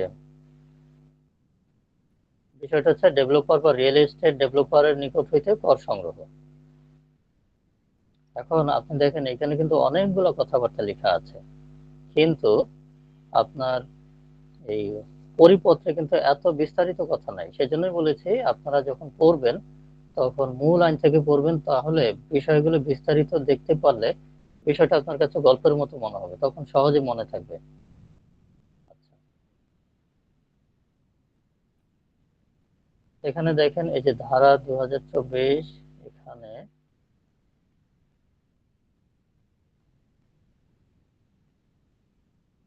রেজিস্ট্রেশন অ্যাক্ট 1908 এর অধীন কোনো ভূমি, স্থাপনা, বাড়ির, ফ্ল্যাট, অ্যাপার্টমেন্ট বা ফ্লোর স্পেস হস্তান্তরের নিমিত্ত কোনো দলিল নিবন্ধনের জন্য দায়িত্বপ্রাপ্ত কোনো ব্যক্তি উক্তরূপ কোনো দলিল নিবন্ধন করবেন না। অর্থাৎ ওই নিবন্ধন করার সময় উচ্চকর কর্তন করে নেবেন, মানে নিবন্ধন করার আগেই উচ্চকর কর্তনের টাকাটা জমা দিয়ে, মানে জমা করেই তারপরে সে এটা রেজিস্ট্রি করবে। এই ক্ষেত্রে কিভাবে কাটবে কর্তনের হার, আবাসিক ক্ষেত্রে প্রতি বর্গ মিটারে 1600 টাকা, এবং যদি সেটা ফ্লোর স্পেস আবাসিক উদ্দেশ্যে বা ব্যবহৃত না হয়, অর্থাৎ অনাবাসিক হয় মানে বাণিজ্যিক হয়, সেক্ষেত্রে 6500 টাকা। স্থাপনা, বাড়ি, ফ্ল্যাট, অ্যাপার্টমেন্ট, ফ্লোর স্পেসের সহিত সংশ্লিষ্ট ভূমির ক্ষেত্রে দলিল মূল্যর 5%। এই হচ্ছে বিষয়। তো অর্থাৎ আগের আইনে 10 লক্ষ টাকার একটা বিষয় ছিল, এই নতুন আইনে এই 10 লক্ষ টাকার এই বিষয়টাকে ডিলিট করে দিয়েছে, মানে এটা বাতিল করেছে। এই কারণে আপনার এখানে কিন্তু 10 লক্ষ টাকার কোনো বিষয়টা আপনি দেখতে পাচ্ছেন না। পরিপত্রে আপনার এই যে আমরা এসে গেলাম বিধি 7-এ গেলাম, বিধি 7-এ এই কথাটাই বলা আছে যে আপনার এই 10 লক্ষ টাকা এবং এই 10 লক্ষ টাকার সাথে যে কমা বা যে বন্ধনীগুলি আছে এগুলি বাতিল হবে, বিলুপ্ত হবে। আচ্ছা, এরপরে হচ্ছে আমরা 120 দেখবো বলেছিলাম, বিধি 4। 119 দেখেছি, 120 কি আমরা দেখেছি, বিধি 4।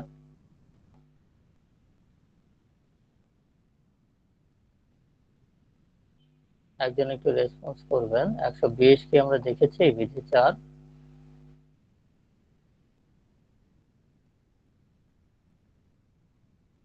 জি স্যার, দেখছেন স্যার? হ্যাঁ, ওই যে 120 হচ্ছে বিধি 4, হচ্ছে ওই যে অনিবাসীদের জন্য। বিধি 4 হচ্ছে অনিবাসীদের জন্য, না বিধি 4 হচ্ছে সেবার জন্য, আর বিধি 5 হচ্ছে অনিবাসীদের জন্য। ঠিক আছে, আমরা তাহলে 138 এবং 139 এইটা দেখে আপনাদেরকে আপনাদের প্রশ্নে চলে যাব। 138 হচ্ছে বাণিজ্যিকভাবে পরিচালিত মোটরযান এবং 139 হচ্ছে নৌযান। আমরা বাণিজ্যিকভাবে পরিচালিত মোটরযানের বিষয়টা আমরা একটু দেখে নেই। এটা খুব বহুল ব্যবহৃত। 52 আসনের অধিক আসন বিশিষ্ট বাসের জন্য 25,000 টাকা। 52 আসনের অধিক নয় মানে কম, তাহলে 20,000 টাকা। শীতাতপ নিয়ন্ত্রিত বাসের ক্ষেত্রে 50,000 টাকা, ডাবল ডেকার বাসের ক্ষেত্রে 25,000, শীতাতপ নিয়ন্ত্রিত মিনিবাস 25,000, শীতাতপ নিয়ন্ত্রিত নহে এইরূপ মিনিবাস কোস্টারের ক্ষেত্রে 12,500 টাকা, প্রাইম মুভার 35,000 টাকা, 5 টনের অধিক পেলোড বা ক্যাপাসিটি বিশিষ্ট ট্রাক লরির ক্ষেত্রে 30,000 টাকা, এবং 1.5 টনের অধিক তবে 5 টনের অধিক নহে সেই রকম কোনো ট্রাক লরি বা ট্রাক লরির ক্ষেত্রে 15,000 টাকা। 1.5 টনের অধিক নয় এইরূপ কোনো ট্রাক লরির ক্ষেত্রে 7,500 টাকা। পিকআপ ভ্যান, হিউম্যান হলার, ম্যাক্সি কিংবা অটোরিকশার ক্ষেত্রে 7,500 টাকা। তার মানে এইবার অটোরিকশাও এর মধ্যে চলে আসলো। শীতাতপ নিয়ন্ত্রিত ট্যাক্সি ক্যাব, অটোরিকশা বলতে কিন্তু আসলে ওই যে আপনার যে ইয়াগুলোকে মেইনলি বোঝায়, সিএনজি। সিএনজি যেগুলোকে আমরা বলি, ব্যাটারি চালিত গুলোকে তো এখনো স্বীকৃতি দেওয়া হয় নাই। আপনারা আবার ওই অটোরিকশা বলতে ওইটাকে মনে করবেন না। শীতাতপ নিয়ন্ত্রিত ট্যাক্সি ক্যাব 15,000 টাকা, শীতাতপ নিয়ন্ত্রিত নহে এইরূপ ট্যাক্সি ক্যাব 7,500 টাকা। এই হচ্ছে আপনার ধারা 138 অনুযায়ী কোন ধরনের যানবাহনের জন্য উচ্চকর কত করবেন, এবং এটা কি হবে, ফিটনেস নবায়নের সময় যে কর্তৃপক্ষ থাকবে দায়িত্বপ্রাপ্ত ব্যক্তি, উনি ওই সময় নবায়নের সময় এই টাকাটা কেটে নেবেন। আমরা এবার চলে যাই ধারা 139 নৌযানের। নৌযানের ক্ষেত্রে অভ্যন্তরীণ নৌপথে যাত্রী পরিবহনে নিয়োজিত নৌযানের ক্ষেত্রে, এখানে অভ্যন্তরীণ বলতে বাংলাদেশের অভ্যন্তরীণ সীমানার ভেতরে যে নৌপথে যাত্রী পরিবহনে নিয়োজিত নৌযান, সেই ক্ষেত্রে যাত্রী প্রতি 125 টাকা, এবং অভ্যন্তরীণ নৌপথে মালামাল পরিবহনে নিয়োজিত কার্গো বা কন্টেইনারের ক্ষেত্রে গ্রস টনেজ প্রতি 170 টাকা। ক্ষমতার ভিত্তি মানে যত টন হবে তার ক্ষমতা যত টনের, প্রতি টনের জন্য 170 টাকা। তারপর অভ্যন্তরীণ নৌপথে মালামাল পরিবহনে নিয়োজিত ডাম্প বার্জের ক্ষেত্রে প্রতি গ্রস টনেজের ক্ষেত্রে 125 টাকা। মালামাল পরিবহনের ক্ষমতার ভিত্তিতে প্রতি গ্রস টনেজের ক্ষেত্রে 125 টাকা। তো এটা ছোট, এটাও কি করবে, ওই যেই ব্যক্তি দায়িত্বপ্রাপ্ত ব্যক্তি এই সার্টিফিকেট নবায়নের জন্য, সেই সার্টিফিকেট দেওয়ার সময় তিনি এই উচ্চ করটা কেটে রাখবেন। তো এই ছিল আমাদের আজকের আলোচনা, ধারা 86 থেকে ধারা 139 পর্যন্ত। তো এর মধ্যে আমাদের আলোচনায় আসে নাই এমন কোনো প্রশ্ন যদি আপনার থেকে থাকে, সেটা আপনি জিজ্ঞাসা করতে পারেন। আমরা এরপরে একটা টেস্ট নিব, মক টেস্ট। সেইখানে আপনারা মক টেস্ট দেওয়ার মাধ্যমে আমাদের সেশন শেষ হবে। এর মধ্যে আপনাদের যদি কোনো প্রশ্ন থাকে এখন পর্যন্ত, তাহলে আপনারা প্রশ্ন করতে পারেন। আমাদের এখন আছেই মাত্র 7 জন। আমরা তো দেখেছিলাম 13 জন, 12 জন ছিল মাঝখানে। জান্নাতুল জান্নাত, আপনি কি আমাদের আগে কোনো সেশনে ছিলেন? মনে হচ্ছে পরিচিত মনে হচ্ছে।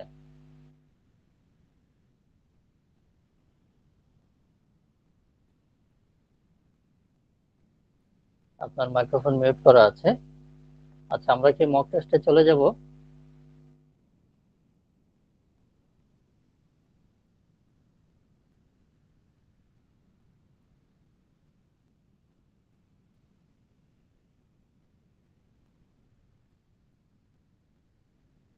আমরা মক টেস্টে চলে যাই। আপনারা যে কয়জন আছেন, আপনারা এই আপনাদের এই গুগল মিটের এই মেসেজ বক্সে মক টেস্ট দেওয়ার লিঙ্কটা দেওয়া হলো, আপনারা সেখানে আপনাদের পরীক্ষাটা দিবেন। এবং এইখানে কিন্তু আমাদের যে কোর্সটা আছে সেই কোর্সের 3টা অপশন আছে।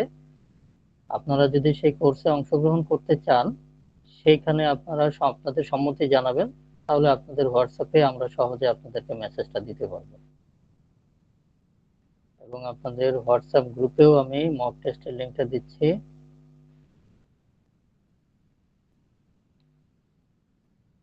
আর আপাতত আগামী 7 তারিখে আমাদের আরেকটা সেশন আছে। এরপরে আপাতত পরবর্তীতে কয়েকদিন আমাদের আর ফ্রি সেশন থাকবে না। আমরা আবার পরবর্তীতে আবার ফ্রি সেশন আয়োজন করব।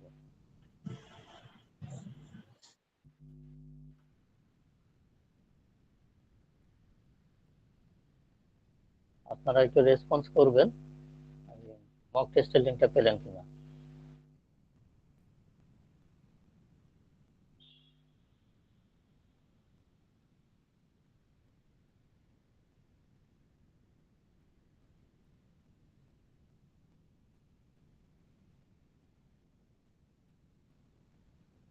সবুজ আহমেদ, মোহাম্মদ আলী, জান্নাতুল জান্নাত, ফয়সাল আলম পবন, আনিসুর রহমান, আপনারা কেউ একজন রেসপন্স করবেন যে মক টেস্টের লিঙ্কটা পেলেন কিনা। স্যার আমি পাই নাই। এই যে আমরা এই গুগল মিটের এই লিঙ্কেই আমরা এই লিঙ্কটা দিয়েছি, আপনি এখানে পাবেন, অথবা আমাদের টিডিএস এর যে হোয়াটসঅ্যাপ গ্রুপটা আছে সেখানেও পাবেন।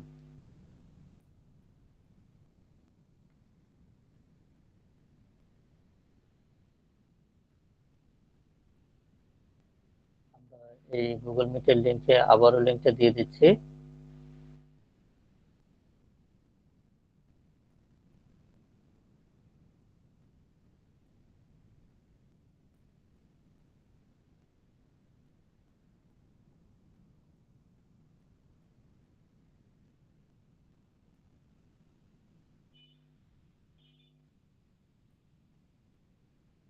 আমরা এই মক টেস্টের পরেই আমাদের আজকের সেশন শেষ করব।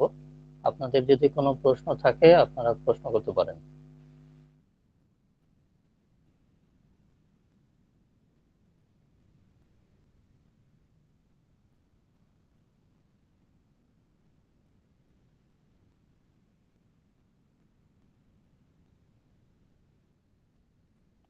স্যার যদি বেয়াদবি না নেন স্যার একটা প্রশ্ন করি।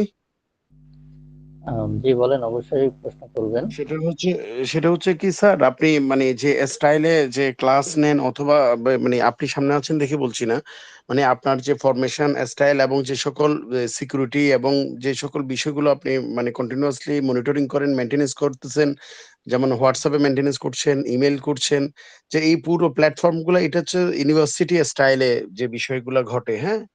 তো স্যার আপনি মনে করেন এই বিষয়টা করছেন, এটা তো আপনার উপরে যথেষ্ট প্রেশার এবং লোড, এবং তবে মান ধরে রাখার জন্য আপনি এই ব্যাপারগুলো হ্যান্ডেলিং করছেন। তো এই ব্যাপারটা কি একটু জানতে পারি যে এত মানে ইন্টারন্যাশনাল স্টাইল গুলো ফলো করার কারণটা কি? বিষয় হচ্ছে আপনারা আজকে আমাদের এই সেশনে ফ্রি সেশনে যুক্ত হয়েছেন। তো আমাদের ফ্রি সেশনে যে টপিক থাকে অথবা আমাদের পেইড সেশনে যে টপিক থাকে, পড়ানোর ক্ষেত্রে আমাদের স্ট্যান্ডার্ডের কোনো হেরফের থাকে না। আমরা ফ্রি সেশনেও যে টপিকটা আমরা আলোচনা করি সেটা যতখানি ডেপথ নিয়ে আলোচনা করার চেষ্টা করি, আমাদের পেইড সেশনেও আমরা ঠিক একইভাবেই সেটা আলোচনা করি। আর অন্যান্য যে বিষয় ইমেল করা অথবা টেস্ট নেওয়া, আপনি একটা সেশন অংশগ্রহণ করলেন, করার পরে যদি আপনি কোনো রকম টেস্ট না দেন, তাহলে আপনার ওইটা আসলে অ্যাসেসমেন্ট হয় না। তো সেই ক্ষেত্রে সব সেশনের সাথেই একটা মক টেস্ট থাকা উচিত, আমরা সেটা চেষ্টা করি সবসময় রাখার। আর অন্যান্য যে ফাংশনগুলো বললেন সেগুলো মেনটেন করার জন্য আমাদের ছোটখাটো একটা টিম আছে, ইমেল করা বা মেসেজ করা, ছোটখাটো একটা টিম আছে আমাদের। কারণ এই সবকিছু তো না, না, একটা সেটা বুঝতে পারছি। আমি প্রথম থেকেই জিনিসটা খেয়াল করেছি যে আপনি এই বিষয়টা খুব সুন্দরভাবে হ্যান্ডেল করছেন এবং মেনটেনেন্স করছেন।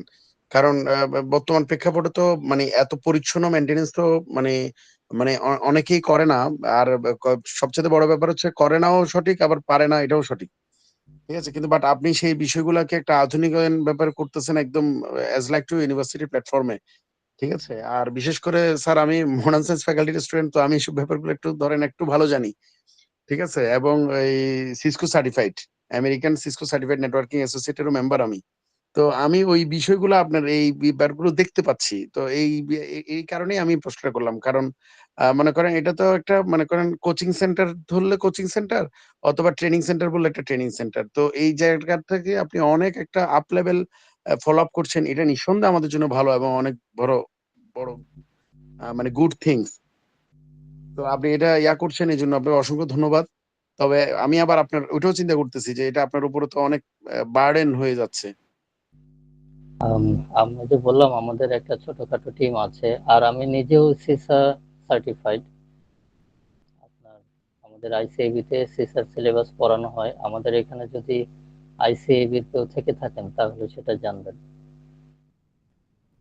সিসা একটা সার্টিফিকেশন আছে, অডিটিং এর একটা সার্টিফিকেশন, ইন্টারন্যাশনাল ডিগ্রি। তো সেইটা আমরা আইসিএবি এর কল্যাণে আমরা সেটাও সার্টিফাইড। হ্যাঁ, কংগ্রেচুলেশন স্যার। তবে সিসা সার্টিফাইড বললে কথাটা আসলে মানে সম্পূর্ণ সঠিক হবে না, এই কারণে কারণ আমাদের সার্টিফিকেশনটা আইসিএবি এর তরফ থেকে, সিসা আমাদেরকে এখনো সেটার অ্যাকনলেজমেন্ট করে নাই। ভবিষ্যতে হয়তো করতে পারে, কিন্তু আমাদের সিলেবাসটা হচ্ছে সিসার, টোটাল সিলেবাসটাই আমাদের আইসিএবি তে ফলো করে।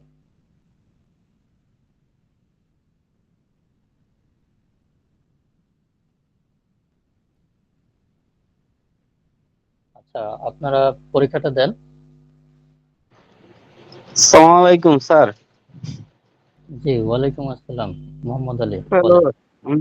স্যার, মক টেস্টের এই লিঙ্কটা তো আমি পাচ্ছি না স্যার। আপনাদের এই লিঙ্কটা দুই জায়গায় দেওয়া হয়েছে, আপনাদের এই গুগল মিটের এই মেসেজ বক্সে এবং আপনাদের পিডিএস এর যে হোয়াটসঅ্যাপ গ্রুপ আছে ওখানে। আহ, আচ্ছা আচ্ছা। ঠিক আছে, তাহলে আপনারা পরীক্ষাটা দেন। পরীক্ষাটা দেওয়া শেষ হবার পরে আপনারা সম্ভবত সাথে সাথে সেটা রেজাল্টও দেখতে পাবেন।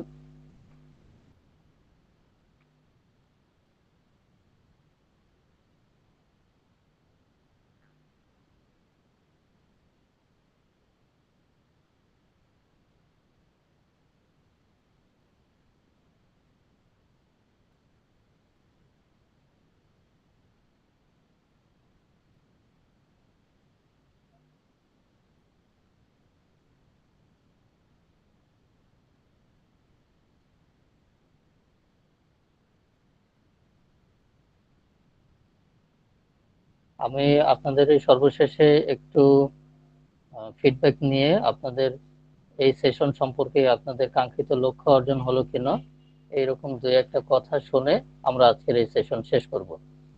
তো আমরা একটু আপনাদের ফিডব্যাক নিব। আর আপনারা যদি মনে করেন, এটা আপনাদের জন্য অপশনাল, এটা কোনো বাধ্যবাধকতা না যে আপনারা সেশনে যুক্ত হয়েছেন এই জন্য আপনাদেরকে আমাদের ফেসবুক পেজে মার্ক নম্বর দিতে হবে বা মন্তব্য দিতে হবে, ব্যাপারটা সেরকম না। এটা হচ্ছে কৃতজ্ঞতা প্রকাশ, আপনি চাইলে কৃতজ্ঞতা প্রকাশ করবেন, না চাইলে করবেন না। তো যদি চান সেক্ষেত্রে আমাদের ফেসবুক পেজে গিয়ে আপনি আপনার মন্তব্যটা লিখবেন। যে আমাদের এই সেশন আপনার ভালো লাগলো কিনা, বা আমাদের এই সেশনের সামগ্রিক বিষয়ে আপনার যে উদ্দেশ্যে আপনি সেশনে এসেছিলেন সেটা অর্জন হয়েছে কিনা। যদি অর্জন না হয় সেটাই লিখবেন যে না, আমি এই সেশনে গিয়েছিলাম, আমার উদ্দেশ্য যে এই সেশনে আমি অংশগ্রহণ করেছি সেই বিষয়ে ঠিকমতো আলোচনা করা হয় নাই, সেটাই লিখবেন। আমি বুঝি নাই বা আমাকে বোঝানো হয় নাই। যদি বোঝানো হয় তাহলে সেটাই লিখবেন।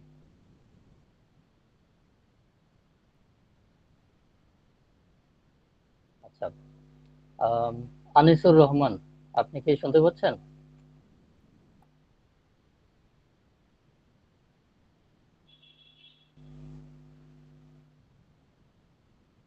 আনিসুর রহমান, জি জি মোহাম্মদ জি আলী। স্যার, স্যার আমি শুনতে জি, পাচ্ছি স্যার।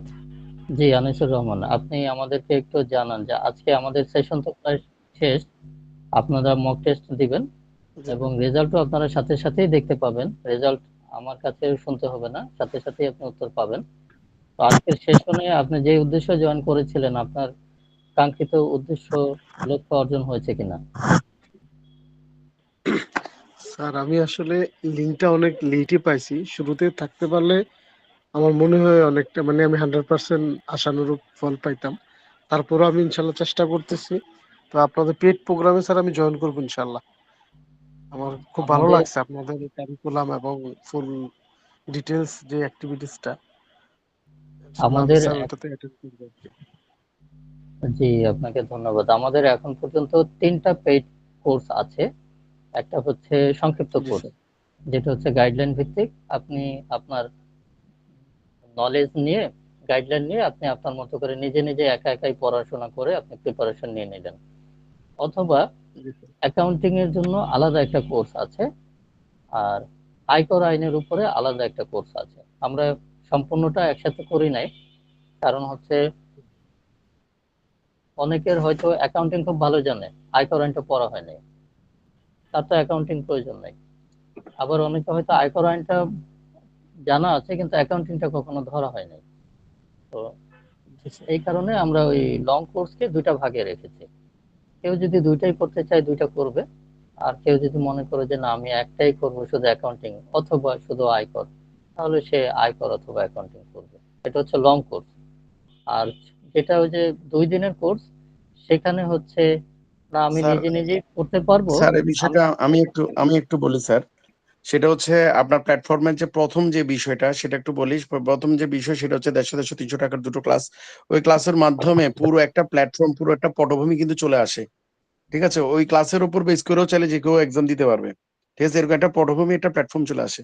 এখন বিষয় হচ্ছে যে কি এটার গভীরতা কতটুকু? আমাদের কাছে মনে হয় যেন গভীরতাটা তেমন বেশি না।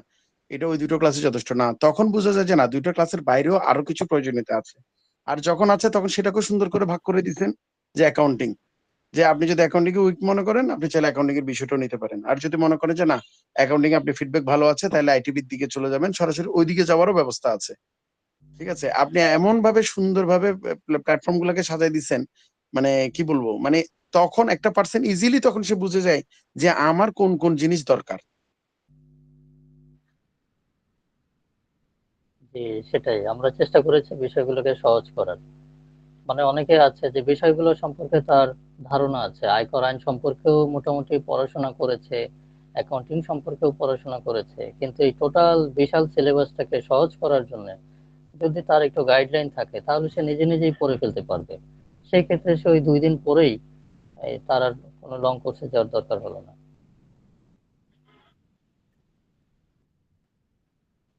আচ্ছা, আজকে আপনারা যারা যুক্ত হলেন আপনাদের সবাইকে অসংখ্য ধন্যবাদ। আপনাদের যদি আর কোনো প্রশ্ন থাকে আমরা সেই প্রশ্নের উত্তর দিয়ে আমরা আজকের সেশন শেষ করব। আপনাদের কি আর কোনো প্রশ্ন আছে আজকে? স্যার, আপনাদের ওই ২টা কোর্স মানে কিভাবে মানে কত টাকা পেমেন্ট করা লাগে এটা কি জানতে পারি স্যার? দেন অ্যাকাউন্টিং এবং আমাদের এই অ্যাকাউন্টিং এর কোর্সটা হচ্ছে 1150। জি আর স্যার। শুধু আয়কর আইনের উপরে যে কোর্সটা ওইটা হচ্ছে 3200। আমরা এটাকে 3200 করেছি। আর জি স্যার। শুধু যেটা হচ্ছে গাইডলাইন কোর্স, এটা হচ্ছে অনলি স্যার 3000 ওটা টাকা। একটু রাউন্ড ফিগার রাখলে ভালো হইতো না? আম, আর সেটা হচ্ছে যারা আপনারা ইতিমধ্যে আমাদের অন্যান্য সংক্ষিপ্ত কোর্সে জয়েন করেছেন তাদের জন্য সেই সুযোগটা থাকবে, কারণ আপনারা তো ইতিমধ্যে আমাদের অন্য কোর্সে ছিলেন, সেটা ছোট কোর্স হোক কিন্তু ছিলেন, তো সেই জন্য আপনাদেরকে ওই সুযোগটা দেওয়া হবে, রাউন্ড করে দেওয়া হবে। জি স্যার, তাহলে আপনাদের সাথে যোগাযোগ করার মাধ্যম তো স্যার যে লিঙ্কটা দিচ্ছেন এটাই স্যার, না? অথবা আজকে আপনাদের যে মক টেস্টে যদি আপনারা আপনাদের মোবাইল নম্বর দিয়ে থাকেন, ইমেল অ্যাড্রেস দিয়ে থাকেন, তাহলে আপনাদেরকে আমরা হোয়াটসঅ্যাপে আপনাদের সম্মতির বেসিসে আমরা আপনাদেরকে মেসেজ দেব। জি স্যার, ইনশাল্লাহ স্যার আমাকে একটু স্যার দিয়েন, আমি স্যার ডিটেলস জানতে পারবো। জি স্যার জি জি। স্যার ওই মক টেস্টের লিঙ্কটা তো আমি পেলাম না স্যার। আপনি আমাদের এই জুমের গুগল মিটের যে মেসেজ বক্সে যেতে পারতেছেন? আপনি কি মোবাইলে না কম্পিউটারে? না, মোবাইলে স্যার।